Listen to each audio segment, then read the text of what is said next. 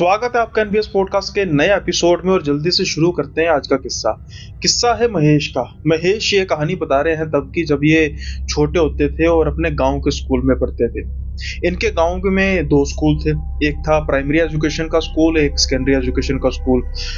लेकिन कुछ समय से जो प्राइमरी एजुकेशन का स्कूल था वो उसकी बिल्डिंग को खाली करा दिया गया था। एक तो उसकी हालत कुछ जर्जर थी और ऊपर से बड़े ही अजीब से तरीके से वहां पर काफी देर से कंस्ट्रक्शन रिपेयरिंग चल रही थी, लेकिन खत्म नहीं हो पा रही थी। कोई ना कोई रुकावट आ जाती, कभी किसी मजदूर को चोट लग जाती, कभी फंड्स की कमी आ जाती, कभी कुछ।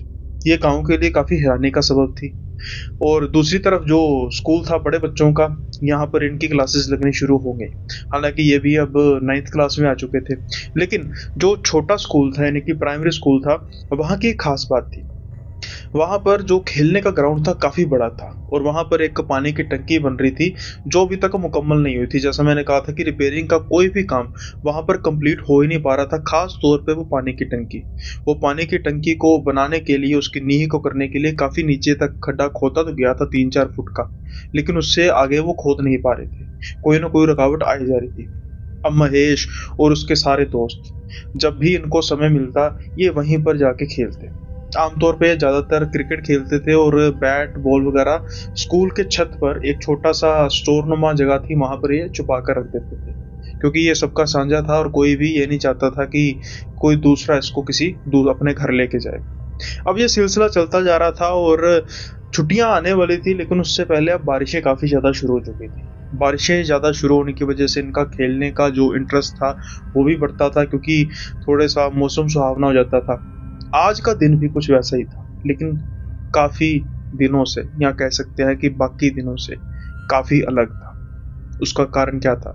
बारिश धीमी धीमी पड़ रही थी, स्कूल से इनको जल्दी छुट्टी हो चुकी थी और महेश अपने दोस्तों के साथ, इनमें से इनका सबसे जो बेस्ट फ्रेंड था वो था सिद्धार्थ और दूसरा था सतवंत। महेश के जो दोस्तों में से काफी जो करीबी दोस्त थे वो थे सतवंत और सिद्धार्थ। अब ये सारे जाने खेलने के लिए चले जाते हैं, हल्की हल्की बूंदाबांदी में क्रिकेट खेलते हैं। काफी ज्यादा मौसम अच्छा बना था, लेकिन देखते देखते क्या होता है कि बादलों के ज्यादा गहरे होने की वजह से शाम होनी शुरू हो जाती है।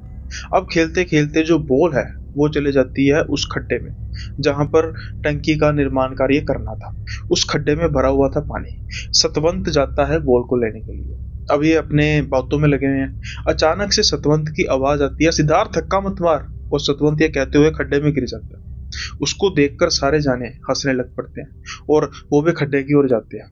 जब वो देखते हैं कि सतवंत के जो पानी है वो काफी ऊपर तक नहीं आया, यानी कि खड्डा गहरा नहीं है, तो वो भी खड्डे में छलांग लगाते हैं और काफी समय तक वहां पर नहाते हैं, एंजॉय करते हैं। अब जब बिल्कुल अंधेरा होने को होता है तो फिर सभी जल्दी से बाहर आते हैं। हालांकि सभी काफी बुरी तरीके से गंदे हुए थे कीचड़ की वजह से, लेकिन परवाह किसे थी भाई, गांव का माहौल था, माँ बाप है, थोड़ा बहुत मारेंगे भी तो चलेगा, इतना कोई टेंशन लेता नहीं था। अब ये सारे अपने घर की तरफ चलना शुरू कर देते हैं।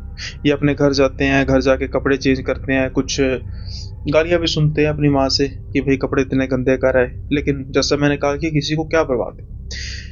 अभी ये खाना खा के हटते ही हैं कि इनके दरवाजे पर अचानक काफी तेज खटखटाहट होती है।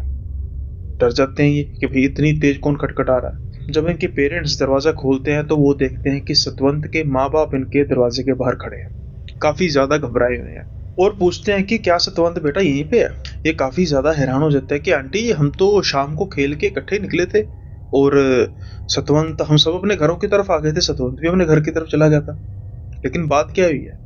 अब वो हड़बड़ाहट में जल्दी से बाहर की तरफ चले जाते हैं इनके घर के, क्योंकि जो सवाल लेकर ये यहाँ पर आए थे उसका जवाब तो उनको मिल चुका था। लेकिन कुछ ही समय बाद सारे गांव में कुतूहल हो जाता है। सबको, सबके गांव में, सबके घरों में बस यही होता है कि सतवंत गया कहाँ पे। अब फिर टोली बनाई जाती है और अलग अलग टोलियां बनाकर उसको ढूंढा जाता है। सतवंत के बारे में फिर महेश और उसके दोस्त कहते हैं कि हम जब निकले थे तो आखिरी बार हमने सतवंत को उस खड्डे के पास देखा था, क्योंकि हमने वहां पर नहाया था। उस स्कूल के आसपास सभी जगह पे देखा जाता है, लेकिन कहीं पर भी सतवंत मिलता नहीं। रात काफी हो चुकी थी तो हम अभी बच्चे थे, हमको घर वापस भेज दिया जाता है, हमारी माता, हम सब घर वापस आ जाते हैं। लेकिन ये रात शायद आखिरी रात थी कि जब गांव में कुछ सुकून था। हालांकि कौतूहल बढ़ चुका था, अनहोनी होने की संभावना तो थी, उसकी जाग उठती। लेकिन सुबह महेश की जो जाग है वो काफी ऊंची ऊंची चीखों पुकार से खुलती है। महेश उठता है, उसके माँ बाप घर नहीं होते, वो भागा भागा घर के बाहर जाता है। घर के गांव के बाहर काफी भीड़ थी। पूछने पर पता लगता है कि सतवंत की लाश मिली है, उसी खड्डे से। महेश जब ये बात सुनता है, उसकी तो आंखें खुली की खुली रह जाती हैं कि ऐसा हो कैसे सकता है। हमें 110% याद है कि सतवंत हमारे साथ ही निकला था उस खड्डे से, फिर वो उस खड्डे में वापस गया कैसे? लेकिन इसका जवाब अब देने के लिए सतवंत जिंदा नहीं था। महेश भागा भागा उस खड्डे की तरफ जाता है, स्कूल की तरफ जाता है। वहां पर काफी ज्यादा भीड़ थी। पुलिस को फोन कर लिया गया था, एम्बुलेंस आ गई थी। और जब खड्डे से उसका शरीर निकाला जाता है सतवंत का, बिल्कुल उसका शरीर सफेद पड़ा था और उसकी आंखें बिल्कुल सफेद थी, आंखें खुली हुई थी। महेश तो ये देखकर ऊंची ऊंची रोने लग पड़ा। कल जिसका जिगरी दोस्त वो उसके साथ खेल रहा था, आज उसकी लाश की ये हालत। काफी ज्यादा माहौल गमगीन बना हुआ था। लेकिन एक बड़ी अजीब बात होती है जब उस खड्डे को खोदा जाता है। लेकिन बड़ी एक अजीब बात होती है, जब लोग निकाल रहे थे खड्डे से सतवंत की लाश को, तब अचानक से उनका हाथ लगता है खड्डे के तय की तरफ और वो उसको खोदने के लिए कहते हैं। अब किसी को समझ नहीं लग रहा था कि जो खड्डे के बीच में लोग हैं वो ऐसा क्यों कह रहे हैं। खड्डे का पानी निकाला जाता है और खड्डे को और गहरा खोदा जाता है। जैसे ही खड्डे को और गहरा खोदा जाता है तो वहां पर निकलता है एक और कंकाल। एक बच्चे का कंकाल लग रहा था। लेकिन ऐसा कैसे हो सकता है? सतवंत की लाश निकलने के बाद वहां पर ये कंकाल था किसका? ये सारे गांव के लिए सवालिया निशान था, क्योंकि किसी को भी समझ नहीं आ रही थी कि आखिर ये कंकाल किस बच्चे का हो सकता है। क्योंकि हमारे गांव में तो किसी के भी बच्चे के लापता होने की खबर आज तक मिली ही नहीं, ना ही आज मिली है, ना ही आज से कई साल पहले तक मिली है। फिर ये बच्चे का कंकाल हो किसका सकता है? खैर, अब एम्बुलेंस आती है, वो सतवंत की लाश को लेकर जाया जाता है और उसके बाद वो कंकाल को भी निकाल कर ले जाया जाता है। अब हमें ज्यादा समय वहां पर रुकने नहीं दिया जाता और हमें कहा जाता है कि जल्दी से घर वापस जाओ। महेश अपने घर वापस जा रहे थे और वो देखते हैं कि रास्ते में सिद्धार्थ अपने घर के बाहर खड़ा है, वो कांपे जा रहा है। जब महेश बात करता है कि सिद्धार्थ, यार तुझे पता लगा? तो सिद्धार्थ रोते हुए कहता है कि हाँ यार, सतवंत का मुझे पता लगा, बड़ा दुख हुआ सुनकर। तो महेश कहता है, यार मुझे एक बात बता, जब तूने सतवंत को धक्का मारा था उसके बाद हम सब खेले थे और उसके बाद तो हम सब अभी ये बात कर ही रहा होता महेश। तो सिद्धार्थ कहता, रुक रुक रुक, किसकी बात कर रहा है? किसने धक्का मारा था और कौन खेले थे? किसकी बात कर रहे हो? तो महेश कहता है कि भाई, जब हम वहां पे खेल रहे थे क्रिकेट तो सतवंत को तुमने तो धक्का मारा था। तो सिद्धार्थ कहता है कि भाई मैं तो कल आया ही नहीं हूँ, मैं तो कल छुट्टी पर था, मेरा तो बुखार से इतना बुरा हाल था, मैं तो देख अभी भी कम कम आए जा रहा हूँ, मैं कैसे हो सकता हूँ वहां पर? महेश अब याद करता है कि यार ये बात तो ठीक है, लेकिन जब सतवंत को धक्का लगा था उस खड्डे में तो सतवंत ने कहा था, सिद्धार्थ यार धक्का मत मार। और हम खेल खेल में इतना ज्यादा व्यस्त हैं कि हमने तो ये सोचा ही नहीं कि सिद्धार्थ तो हमारे साथ है ही नहीं, हमारे साथ तो सतवंत था और बाकी दोस्त थे। फिर ऐसा कैसे हो सकता है कि सतवंत ने सिद्धार्थ को आवाज लगाई? क्या सिद्धार्थ वहां पर आया था? क्या सिद्धार्थ झूठ बोल रहा है? ये सब करने के लिए सिद्धार्थ की उम्र इतनी बड़ी थी नहीं कि वो कुछ इस तरीके की साजिश करे। और साथ के साथ ही सतवंत और सिद्धार्थ की दोस्ती तो मुझसे भी ज्यादा बढ़कर थी।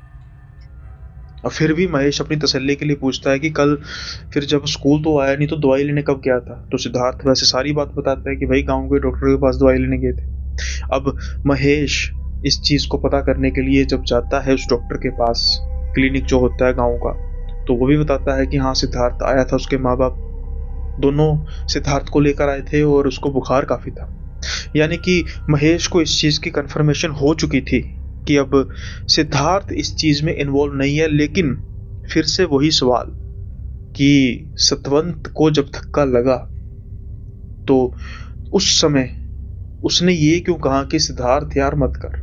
और दूसरी बात, धक्का लग गया चलो ठीक, उसके बाद हम कम से कम 1 घंटा उस खड्डे में खेले हैं, हमारे साथ सतवंत था, कुछ तब की बात नहीं। और खड्डे से सतवंत भी उसी समय निकला जब हम निकले हैं। घर को चलने के लिए भी हम सब तैयार हुए हैं। उस स्कूल के गेट से बाहर भी हम साथ में निकले हैं। फिर ऐसा क्या हुआ कि सतवंत उस खड्डे की तरफ वापस आ गया? कहीं न कहीं ये सवाल अब सतवंत के साथ ही मर चुका था। गाँव में, जैसा मैंने कहा, कि काफ़ी ज़्यादा गमगीन माहौल था। और बाकी जैसे सतवंत के माँ-बाप का तो क्या कहना, उनकी तो हालत ही बहुत ख़राब थी। लेकिन अब किया भी क्या जा सकता है? स्कूल को टेम्परेरी तौर पर, वैसे वो वैसे ही बंद था, बड़ा स्कूल भी टेम्परेरी तौर पर बंद हो चुका था। और गर्मी की छुट्टियाँ हालाँकि आने वाली थी, उसकी वजह से तो वैसे भी 2-3 महीने बंद रहना ही था स्कूल। लेकिन ख़ास तौर पर ये छोटे स्कूल की ग्राउंड, इसको तो एक किस्म से सील कर दिया गया था कि कोई भी यहाँ पर दिन के समय में भी खेलने नहीं जाएगा। और जो बड़ा स्कूल था, उसमें इतने स्टूडेंट थे नहीं, तो एक खुली सी ग्राउंड थी दूसरी, वहाँ पर ये क्लासेस लग रही थी जब तक छुट्टियाँ होनी थी। क्योंकि कोई नहीं चाहता था कि एक दहशत का माहौल बने स्कूल्स को लेकर। अब गर्मी की छुट्टियाँ होती हैं, स्कूल बंद होते हैं, धीरे-धीरे माहौल में थोड़ी-सी फिर से आसानी आने लग पड़ती है, माहौल सुधरने लगता है। लेकिन फिर भी ये हमारे लिए सदमे से कम था नहीं, क्योंकि हमारा जिगरी दोस्त जा चुका था और उसकी मौत का कारण किसी को पता था ही नहीं। अब धीरे-धीरे जो माहौल है वो ठीक होता जा रहा था। लेकिन शायद उस रात ने माहौल को कुछ अजीब सा ही कर दिया। आज महेश के साथ जो होने वाला था, महेश ने उसके बारे में कभी ज़िंदगी में सोचा तक नहीं था। ऐसा भी क्या हुआ, महेश अपने कमरे में सो रहा था। रात के समय का काफ़ी रात हो चुकी थी। अचानक से महेश को खिड़की के पास कुछ ऐसा लगता है कि कोई चीज़ को खुरेद रहा है दीवार के साथ। महेश को लगता है कि पता नहीं कोई जानवर होगा, कोई क्या होगा। वो खिड़की को खोलता है, जैसे ही वो खिड़की को खोलता है, वो तो दंग का दंग रह जाता है। वो तो झटके से पीछे होता है, क्योंकि उसके सामने खड़ा था सतवंत। उसकी आंखें बिल्कुल वैसे ही सफ़ेद थी, चेहरा वैसे ही सफ़ेद, मुँह से उसके खून निकल रहा था। वो कुछ बड़बड़ाए जा रहा था। और जो खिड़की थी, महेश के कमरे की खिड़की थी, वो काफ़ी ऊँची थी। उनका घर काफ़ी ऊँचाई पर, मतलब उसकी नींहें काफ़ी ऊँची थी और खिड़की कम से कम 7 फीट ऊँची थी। अब जो सतवंत था, उसकी हाइट तो छोटी थी बच्चा होने की वजह से, लेकिन वो दोनों हाथों से खिड़की को पकड़ कर खड़ा था, या कह सकते हैं कि झूल रहा था। और इसकी तरफ देख के, महेश की तरफ देख के मुस्कुराया जा रहा था। कुछ समय बाद वो आवाज़ फिर से आने लगती है। अब महेश को पता लगता है कि वो आवाज़ कौन सी थी। वो अपने दूसरे हाथ से दीवार को कुरेदने लगता है और उसके नाखून काफ़ी बड़े-बड़े थे। अब जो वो बड़बड़ा रहा था ना, वो हल्का-हल्का महेश को समझ आ रहा था। वो कह रहा था कि मेरे साथ खेलो, मैं तुम्हारे साथ खेलना चाहता हूँ। इतना कहते ही वो एक बहुत ऊँची सी चीख मारता है। जब वो ऊँची चीख मारता है तो महेश की चीख निकल जाती है और वो भागता-भागता अपनी माँ के कमरे में जाता है। आज इनके पिता घर पे नहीं थे, वो खेतों में गए थे। इनकी बड़ी बहन इनकी माँ के साथ ही थी। जब वो अपनी माँ को सारी कहानी बताते हैं, तो उनकी माँ भी भागी-भागी आती है और वो देखते हैं कि खिड़की की तरफ कोई था ही नहीं। माँ इनको कहती है कि तुम्हारा वहम होगा, कोई डरावना सपना तुमने देख लिया होगा। वैसे भी माहौल जो है वो कुछ ठीक नहीं है, और इसमें वो तुम्हारा था भी जिगरी दोस्त, उसकी वजह से हो सकता है कि तुम्हें ये डरावना सपना आया हो। आज रात मेरे लिए अच्छी नहीं थी, इसलिए फिर मैं माँ के कमरे में ही सो गया। इंतज़ार हो रहा था कि जल्दी से सुबह हो, ताकि ये रात का डर निकले। अब अगले कुछ दिन मैं अपने कमरे में सो ही नहीं पाया, क्योंकि ना सिर्फ वो जो दृश्य मुझे दिखा था, वो दृश्य मुझे सपने में भी दिखता था। आए दिन सतवंत मुझे मेरे पास खड़ा होके उसी रूप में, जिस रूप में मैंने उसकी लाश देखी थी, तो वो कहता था कि मेरे साथ खेलो, मैं तुम्हारे साथ खेलना चाहता हूँ। लेकिन मुझे पता था कि वो सतवंत हो ही नहीं सकता, क्योंकि सतवंत अब जा चुका है। ये मेरा वहम है। इस चीज़ को मैं अपने दिमाग में बसा चुका था, दिल में बसा चुका था। लेकिन एक चीज़ है कि जो मैंने उस खिड़की में देखा, वो तो बिल्कुल सच था, वो सपना हो नहीं सकता था। क्या था कारण कि वो मेरे पास नहीं आ सका? मैं इस चीज़ की वजह समझता हूँ कि मेरे गले में तुलसी माता की माला थी। शायद यही कारण था कि वो मेरे पास आ नहीं सका, जिसकी वजह से मेरी रक्षा होगी। अब तो मेरे मन में ये चीज़ पक्की हो चुकी थी कि इसी माला की वजह से मेरा बचाव हुआ। हालाँकि मैंने ये बात जब अपने दोस्तों को बताई, उनमें से कुछ लोग विश्वास कर रहे थे और कुछ नहीं भी कर रहे थे। विश्वास करने वालों में सिद्धार्थ भी था। लेकिन वो काफ़ी ज़्यादा डरा हुआ था जब मैंने उसको ये बताया था कि तेरे आवाज़ लगाने की वजह से वो कह रहा था कि मैं खड्डे में गिरा हूँ। हमारे दोनों की हालत कहीं न कहीं एक जैसी बनी हुई थी, लेकिन हम राज इस चीज़ के राज का पर्दाफ़ाश कैसे करते कि आखिर सतवंत की मौत हुई कैसे है। ख़ैर अब जब दिन बीतते जा रहे थे, अब धीरे-धीरे वो जो ग्राउंड थी वो भी खुलने लगी, सब कुछ नॉर्मल होने लग पड़ा। अब हम सोचते हैं कि भई हम ग्राउंड में खेलें या ना खेलें, लेकिन फिर भी कई जो हमारे दोस्त थे उन्होंने बिल्कुल पक्का कर लिया था कि हम नहीं खेलेंगे। लेकिन हमारा खेलने का सामान वहीं पर पड़ा हुआ था। फिर एक दिन हम डिसाइड करते हैं कि क्यों ना मैं अपने 2-3 दोस्तों को साथ लेकर जाऊँ और वहाँ से बैट बॉल ले लेता हूँ। लेकिन कोई भी जाने के लिए तैयार नहीं था। हालाँकि सिद्धार्थ तैयार हो जाता है। वो कहता है कि भई मैं तेरे साथ चलूँगा। क्योंकि हम दोनों का जिगरी दोस्त था। हम डरते भी तो किससे, अपने दोस्त से। यही सोचकर हम जा रहे थे और अब जब हम स्कूल की तरफ जा रहे थे तो जब हम खड्डा देखते हैं तो फिर वो पुरानी यादें ताज़ा हो जाती हैं। मेरी आँखें फिर नम हो जाती है कि इसी जगह हमारा जिगरी दोस्त मरा था। अभी उसकी उम्र ही क्या थी। लेकिन अब इस चीज़ को हम साइड पे होते हैं और उस सीढ़ियों पर चढ़ना शुरू कर देते हैं जहाँ पर ऊपर कमरे में हमारा बैट बॉल पड़ा था। अब हम सिद्धार्थ कहता है कि मैं लेकर आता हूँ। जैसे ही सिद्धार्थ ऊपर जाता है तो मुझे अजीब से तरीके की आवाज़ सुनाई देती है। ये बिल्कुल वैसी ही आवाज़ थी, जैसी आवाज़ उस रात मैंने सुनी थी। जैसे कोई लोहे को कुरेद रहा हो, किसी चीज़ को, ख़ास तौर पर लोहे जैसी हार्ड चीज़ को कुरेद रहा हो। मैं सिद्धार्थ को कहता हूँ कि सिद्धार्थ तुझे कोई आवाज़ सुनाई दे रही है? लेकिन सिद्धार्थ कहता है कि नहीं, मुझे कोई आवाज़ सुनाई नहीं दे रही। आज बदकिस्मती थी कि आज फिर मौसम काफ़ी ज़्यादा बारिश वाला बना हुआ था जिसकी वजह से काफ़ी घने बादल छाए थे। दोपहर के समय में भी ऐसा लग रहा था कि काफ़ी ज़्यादा शाम हो चुकी है। कुछ समय बाद जब मैं उस खड्डे की तरफ देखता हूँ मुझे एक आकृति दिखाई देती है। उस आकृति को मैं भूल कैसे सकता हूँ, क्योंकि वो आकृति मेरे दोस्त सतवंत की थी। वो मेरी तरफ देख के हँसे जा रहा था। मेरी तो उसकी तरफ देख के चीख निकल गई। अचानक से सिद्धार्थ कहता है कि क्या हुआ? तो मैं कहता हूँ कि देख यार सतवंत, उसके बड़े-बड़े नाखून हैं, वो हमारी तरफ देखे जा रहा है। सिद्धार्थ अभी बाहर की तरफ मुँह करके निकाल के कहता है कि भाई कहाँ की किसकी बात कर रहा है? तो मैं उसको खड्डे की तरफ इशारा करता हूँ। लेकिन अब खड्डे की तरफ कुछ था नहीं। अभी ये हम दोनों देख ही रहे थे तो सिद्धार्थ की चीख की आवाज़ आती है। जैसे ही उसकी चीख की आवाज़ आती है तो मैं उसको हाथ से खींच लेता हूँ। अब हम बाहर की तरफ भागते हैं और सिद्धार्थ कहता है कि मुझे किसी ने नाखूनों से पकड़ा। जैसे ही वो अपनी बाजू दिखाता है तो उसकी बाजू पर नाखूनों के निशान थे।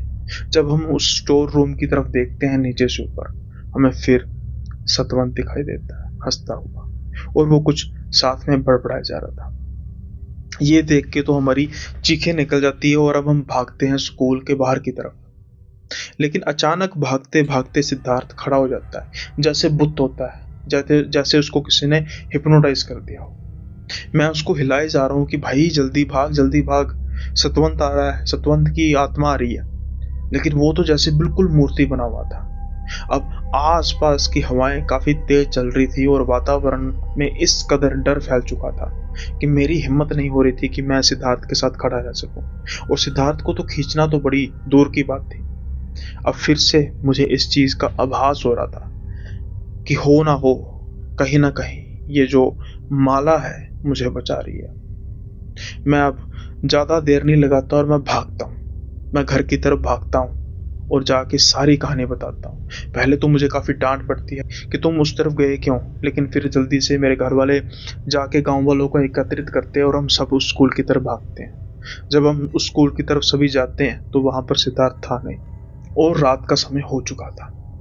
अब पंडित जी को आनन फानन में बुलाया जाता है। पंडित जी के हाथ में एक जल था, डब्बी थी, उसमें जल था, कुछ मोली थी। अब ढूंढने लग पड़ते हैं सिद्धार्थ को। कुछ समय बाद देखते हैं हम कि सिद्धार्थ स्कूल के कमरे में दरवाजे की तरफ पीठ करके बैठा हुआ है और कुछ अजीब से तरीके से बड़बड़ाया जा रहा है। उसके बड़बड़ाने की ये चीज सिर्फ मैं समझ रहा था। जैसे सतवंत बड़बड़ाया जा रहा था, ठीक उसी तरीके से वो भी बड़बड़ा रहा था। जैसे ही पंडित जी उस पर जल छिड़कते हैं, वो तो तड़पता है कि जैसे किसी ने उसको आग लगा दी हो। इतनी ऊंची ऊंची वो चीखता है। उसकी जो चीख थी उस पर ऐसे लग रहा था कि जैसे पता नहीं कितने जानवर हैं जो उसके अंदर हैं। बड़ी मुश्किल से उसको कंट्रोल किया जाता है। पंडित जी के पसीने भी उसको देखकर छूट चुके थे। अब पंडित जी कहते हैं कि जल्दी से इसको इसके घर लेके जाया जाए। बड़ी मुश्किल से इसको इसके घर लेके जाया जाता है। अब हम बच्चे थे, हमें तो ये सब उसके बाद देखने की इजाज़त नहीं थी। अब इस चीज़ को काफ़ी समय बीत चुका है। काफ़ी समय मतलब कम से कम 2 महीने बीत चुके हैं। उसके बाद क्या हुआ हमें कुछ पता नहीं लगा। लेकिन सिद्धार्थ अब ठीक हो चुका है। अब वो बिल्कुल पहले जैसा ही है। मुझे भी उसके बाद कभी सतवंत दिखाई नहीं दिया। गाँव में भी बिल्कुल सब कुछ नॉर्मल हो चुका है। लेकिन इन 2 महीनों के अंदर-अंदर सिद्धार्थ के साथ क्या हुआ, इसके बारे में तो जानना था। सिद्धार्थ को तो कुछ याद ही नहीं था कि उसके साथ हुआ क्या। उसके लिए तो बस वही याद था कि जब उसे नाखूनों की एक स्पर्श लगा था और उसके बाद वो सब कुछ भूल चुका था। ये 2 महीने उसकी ज़िंदगी से मानो गायब ही हो चुके थे। अब उसके साथ क्या हुआ इन 2 महीनों में, इससे पहले मैं हमारे नए मेंबर जो चैनल जॉइन कर चुके हैं, गुरमीत वालिया जी को उनका स्वागत करता हूँ मेंबरशिप में। और बहुत जल्दी ही मोस्ट पॉसिबली इस वीकेंड में या नेक्स्ट वीक में आपको एक नई कहानी सुनने को मिलेगी जो मेंबर्स हैं हमारे चैनल के। तो अगर एक्सक्लूसिव स्टोरी सुनना चाहते हैं हमारे व्यूअर्स तो मेंबरशिप को ज्वाइन कर सकते हैं। हालांकि मैं इस चीज़ को परस्यू नहीं कर रहा क्योंकि अगर आप करेंगे तो तभी सुनाऊंगा, लेकिन जो भाई मेंबर ज्वाइन कर चुके हैं उनके लिए तो फिर कुछ ना कुछ हमें एक्सक्लूसिव कंटेंट देना पड़ेगा। तो जो भी सुनना चाहते हैं तो मात्र 29 रुपये से मेंबरशिप स्टार्ट है। आप जाकर मेंबरशिप को ज्वाइन कर सकते हैं और आपको महीने में कम से कम 2 बार एक्सक्लूसिव कंटेंट मिलेगा जो हटके कहानियाँ होंगी इस रेगुलर चैनल की रेगुलर कहानियों से। तो चाहें तो चैनल को मेंबरशिप को आप ज्वाइन कर सकते हैं। और अगर आपको ये कहानी का बिल्डअप पसंद आ रहा है तो जल्दी से आप इसको लाइक कर सकते हैं। नए हैं चैनल पे तो सब्सक्राइब करना मत भूलिएगा। अब हम बढ़ते हैं कहानी के अगले पड़ाव की ओर। अब सिद्धार्थ को जब ये सारी बात बताई थी तो फिर सिद्धार्थ भी अपने माँ बाप से पूछने लग पड़ा कि भाई हुआ क्या, कम से कम मुझे पता तो लगे। बहुत ज़्यादा जोर देने पर जो सिद्धार्थ हमें बताता है वो ये है कि वो कहता है कि जब मुझे घर लेकर आया गया तो जैसे तुम्हें पता ही है कम से कम 4-5 लोगों ने मुझे कंट्रोल में किया था।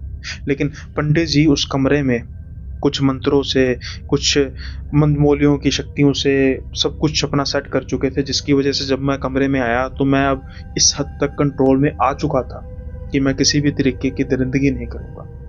अब पंडित जी मुझसे सवाल पूछना शुरू करते हैं कि बता तू कौन है, लेकिन मैं बताने के लिए तैयार ही नहीं था। पंडित जी ने यह संकल्प किया था कि जब तक तू ठीक नहीं होगा तब तक मैं कुछ खाऊं पीऊंगा नहीं और तू भी कुछ खाए पिएगा नहीं।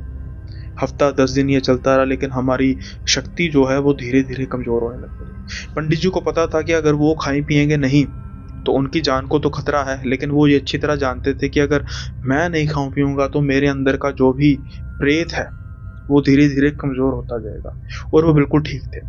रही बात पंडित जी की, तो वो अपने इतनी भक्ति में उनकी शक्ति थी कि वो काफी समय तक कंट्रोल कर सकते थे और उन्होंने किया भी। अब जैसे जैसे दिन बीतते जा रहे थे मेरे अंदर के प्रेत की शक्तियां भी कमजोर होती जा रही थी।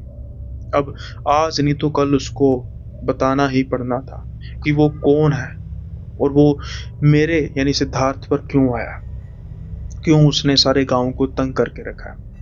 अब ये बात आती है 2 महीने बाद। 2 महीने बीत जाते हैं इस चीज को, लेकिन 2 महीने तक ये डेडलॉक रहता है। जब मेरे अंदर का प्रेत पूरी तरह कमजोर पड़ जाता है, क्योंकि पंडित जी ना सिर्फ मुझे भूखा रख रहे थे, खुद भी भूखे रख रहे थे, बल्कि वो पाठ पूजा भी किया करते थे और उसकी वजह से उनकी तो कम से कम शक्ति जो थी बरकरार थी। लेकिन मैं तो बिल्कुल पूरी तरह से जैसे सूख कर हड्डियों का ढांचा ही बन चुका था। आज तक मैं सही तरीके से रिकवर नहीं कर पाया, लेकिन वो अच्छी तरह जानते थे कि मैं मरूंगा नहीं।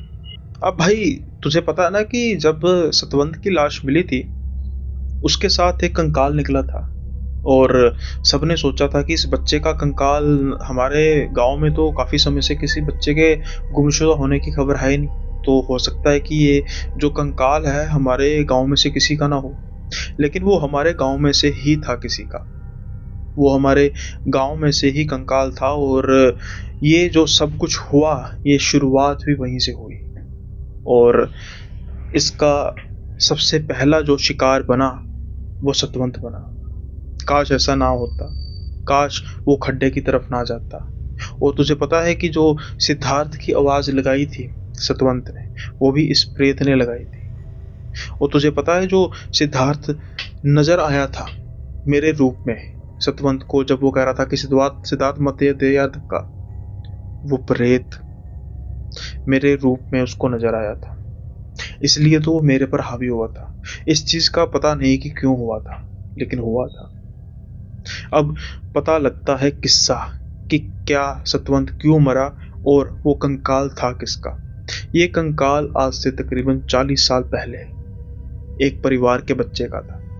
जिसका कंकाल था उसका नाम था हरि प्रसाद। वो जब पैदा हुआ तो वो काफी बीमार रहता था और अपाहिज भी था। अभी सिर्फ वो 2 साल का ही तो था। उसकी माँ चल बसी। उनके पिता अपने बच्चे से काफी प्यार करते थे, लेकिन कुछ समय बाद उनको शादी करनी पड़ी। अब जो हरि प्रसाद की सौतेली माँ आई, वो बच्चे से प्यार नहीं करती थी। वो प्यार करना तो दूर की बात, अपने बच्चे से काफी ज्यादा नफरत करती थी। इसी वजह से हरि प्रसाद के पिताजी भी काफी ज्यादा परेशान रहते थे कि उनकी शादी करने का मेन रीजन भी यही था कि भाई मेरे बच्चे की परवरिश हो जाएगी। लेकिन वहां पर पासा तो उल्टा हो रहा था, जो वो चाहते थे वो हो नहीं रहा था। ये नफरत इस कदर तक बढ़ जाएगी, हरि प्रसाद के पिता ने सोचा नहीं था। जब हरि प्रसाद की उम्र 4 वर्ष के आसपास थी, तब उनके पिता ने शादी की थी।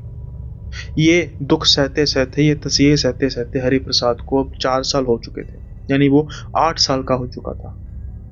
हरि प्रसाद के एक भाई भी हुआ था, सुतेला भाई। जब से उसका भाई हुआ था, उसकी माँ तो बिल्कुल भी ध्यान नहीं रखती थी। जहाँ उसे 2 समय का खाना मिल जाता था, तो उसके भी लाले पड़ चुके थे। पिता भी क्या करते, पिता भी सारे दिन घर के बाहर रहते थे। जब वो आते तब तो हरि प्रसाद का ध्यान रखते, लेकिन जब वो नहीं होते तो उसके बाद तो हरि प्रसाद की शामत आती थी। इस चीज के बारे में उनके पिता को पता तो था, लेकिन इस कदर तक बात बढ़ जाएगी शायद ये नहीं पता था। एक बार हरि प्रसाद की माँ, सौतेली माँ, उनको इतना मारती है कि हरि प्रसाद की जान निकल जाती है। हरि प्रसाद की माँ डरते डरते खड्डा खोदती है इसी जगह पर जहां पर कभी उनका घर होता था। आज तो स्कूल है ना, लेकिन घर होता था। वो खड्डा खोदती है और हरि प्रसाद को उस खड्डे में ही दफना देती है। जब हरि प्रसाद के पिता आते हैं, उनको जब हरि प्रसाद नजर नहीं आता तो वो पूछते हैं कि हरि प्रसाद कहाँ गया, लेकिन उनकी माँ कहती है कि मुझे नहीं पता कहाँ गया, मैं तो अपने काम में बिजी थी, मैं अपना काम कर रही थी, मुझे नहीं पता कहाँ गया। उन्हें किसी तरीके का कोई संतोषजनक जवाब मिलता नहीं। काफी दिन तक वो ढूंढते रहते हरि प्रसाद को, लेकिन उन्हें हरि प्रसाद मिलता नहीं। मिलता भी कैसे, वो तो था जमीन के 6 फीट नीचे। उन्हें कानो कान भनक तक नहीं हुई कि हरि प्रसाद के साथ ऐसा हुआ है। उसकी माँ ने, सौतेली माँ ने भनक तक नहीं लगने दी, लेकिन इस चीज का हरि प्रसाद के पिता पर काफी बुरा असर पड़ा था। वो अपने बेटे का सदमा झेल नहीं पाए। उन्हें तो यही पता नहीं लगा कि वो जिंदा है भी नहीं, और एक दिन वो उसी दुख में चल बसे। उसके बाद उसकी माँ ने इस घर को बेचा और कहीं और जगह शादी कर ली, और ये घर धीरे धीरे खंडर बनकर टूट गया। और उसके बाद बना स्कूल, और ये खड्डा भरा गया था जब 6 फुट नीचे। उसी हरि प्रसाद की आत्मा, उसी हरि प्रसाद का कंकाल था। पता नहीं जब सतवंत वहां उसके पास गया तो कैसे वो कंकाल में प्रेत जो दफन था वो दोबारा से जागृत हो गया, और उसने सबसे पहला शिकार बनाया सतवंत को। उसकी दूसरी कोशिश थी तुम, यानी कि महेश, लेकिन वो किसी तरीके से बचता आ रहा था। शायद वही बात है कि वो माला, वो तुलसी की माला किसी भी तरीके से बचाई जा रही थी। अब जब ये सारी बात पंडित जी को पता लगती है तो फिर उसके बाद पंडित जी ये बात बताते हैं गांव वालों को, और जो उसकी अस्थियां होती हैं वो जहां पर लेकर गए थे हॉस्पिटल वाले, वहां से उसकी अस्थियों को लेकर उनको अच्छी तरीके से उनका संस्कार किया जाता है, फिर उसको बहाया जाता है। ये बात तो बच्चा होने की वजह से हम किसी को पता नहीं थी, लेकिन अब जब सिद्धार्थ ये सारी हमें बात बता रहा था तो फिर हमें ये बात पता लग रही थी। एक छोटी सी गलती, एक पुराना राज, या कह सकते हैं कि एक पुराना जुर्म किया किसी ने, भुगता किसी और ने। जिसने वो जुर्म किया, वो दो मौतों का कारण बने, हरिप्रसाद और उसके पिता। और 40 साल बाद उसके उसी कृत्य से एक तीसरी मौत हुई और चौथी मौत होते होते बची। आप देख रहे हैं कैसे माया जाल है इस संसार का। किसका किसकी करनी किसको भरनी पड़ती है, कुछ नहीं कहा जा सकता। सिद्धार्थ उसके बाद बिल्कुल ठीक था। कभी भी उनको सतवंत की आत्मा दोबारा नजर नहीं आई। क्या वो सतवंत की आत्मा थी भी, या वो उसी बच्चे का प्रेत था जिसने सतवंत की जान ली थी और वो चाहता था कि उसकी जो मंडली है वो और बढ़े। उसके बाद से वो जो स्कूल है उसको बिल्कुल सील कर दिया गया। उस ग्राउंड में किसी को जाने की इजाजत नहीं थी। कहा जाता है कि आज भी वो स्कूल वैसे का वैसे ही खंडहर है। ना ही वहां पर कोई इमारत तामीर हो सकी, ना ही कोई टंकी बन सकी। इस घटना के बाद तो बिल्कुल नहीं। आई होप ये किस्सा आपको पसंद आया होगा, और अगर आपको पसंद आया तो जल्दी से इसको लाइक कर देना, सब्सक्राइब करना चैनल को मत भूलिएगा। अब हम बढ़ते हैं कमेंट सेक्शन की ओर और देखते हैं भाई कौन से कमेंट हैं आज के। सबसे पहले हम शाउट आउट देंगे भाई, कुछ अपने भाई लोग हैं जो काफी समय से वेट कर रहे हैं शाउट आउट की, तो उनको मैं भाई एक बात भी बताना चाहता हूँ अभी। जैसे सबसे पहले हम बात करते हैं विशाल कुमार जी। विशाल कुमार जी कहते हैं, वीर मेरा वी Vishal from Chandigarh, big fan of your stories. भाई देखो Vishal ji, thank you so much, आप भी मेरे रेगुलर व्यूअर हैं। और जैसे आपने 2 दिन मैसेज किया है ना कि आज मेरा नाम नहीं आया, भाई क्या होता है कि मैंने प्री रिकॉर्ड की होती है स्टोरीज, है ना।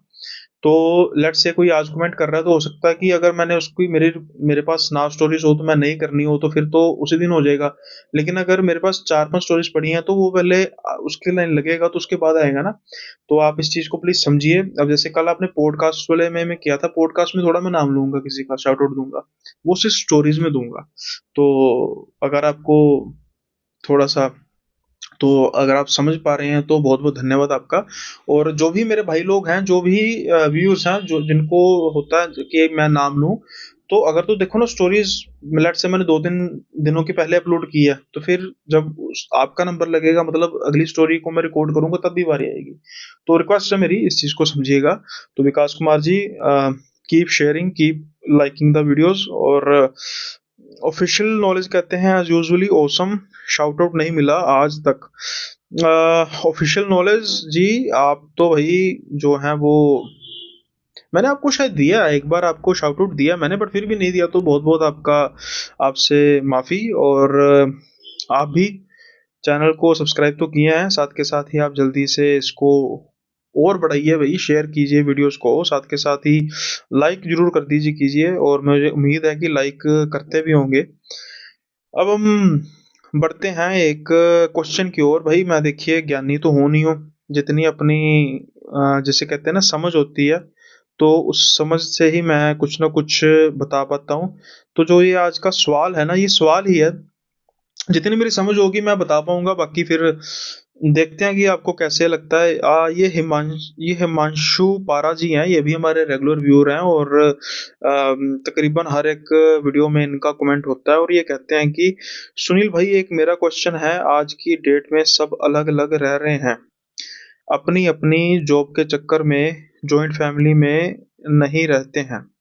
हमारे पितर हमारे दादा दादी और परदादा दादी हुए, हमारे चाचा या ताऊ ने गया जाकर पिंडदान किया हमारे पूर्वजों का, तो इसका लाभ हमें भी होगा क्या? हमारे पितर तो एक ही हुए, चाहे हम करें या हमारे ताऊ चाचा करें, फायदा तो पूरे परिवार को मिलना चाहिए।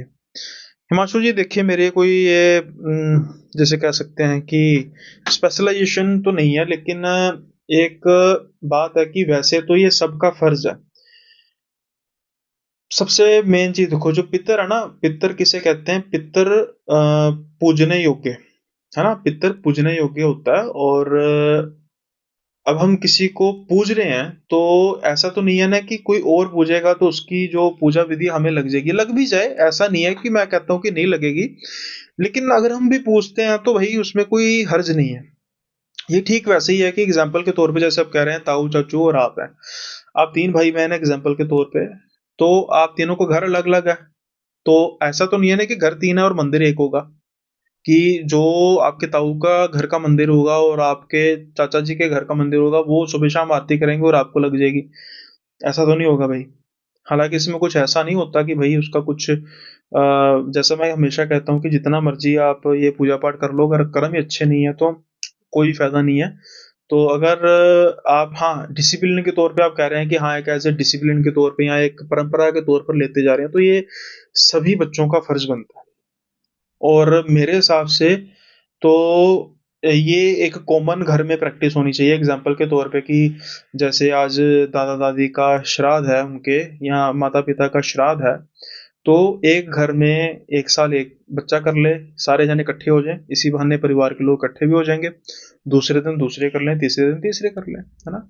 तो वैसे तो मेरी नॉलेज के हिसाब से ये सबका दायित्व है, सबकी रिस्पॉन्सिबिलिटी है अपने बच्चों की, अपने पितरों का, अपने माता-पिता का, अपने दादा-दादी का जो श्राद्ध है उसको अपनी रिस्पॉन्सिबिलिटी समझकर ही करना, ना कि किसी पर डालना कि भई मेरा बड़ा भाई है तो वो कर देगा, मुझे क्या? मेरा छोटा भाई है तो वो कर देगा, मुझे क्या? तो ये आप ज़रूर सोचिए कि भई ये take it as a responsibility कि हाँ, ये रिस्पॉन्सिबिलिटी है और हमने ही करना है, हमें किसी और पर निर्भर नहीं रहना चाहिए। आई होप आपको ये जो मैंने बताया है, आप शायद इसको समझेंगे और जो इस चीज़ में विषय में थोड़ी-सी नॉलेज रखते हैं, वो भी अपना जो इसमें योगदान है कर सकते हैं कमेंट के रूप में कि हाँ, भी ऐसा कुछ होता है या नहीं होता।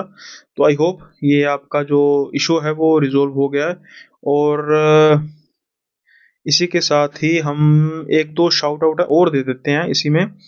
अपने जो ये हैं बॉबी हेयर आर्टिस्ट 6310 हैं, ये कहते हैं भाई हमारा नाम भी ले लिया करो जी।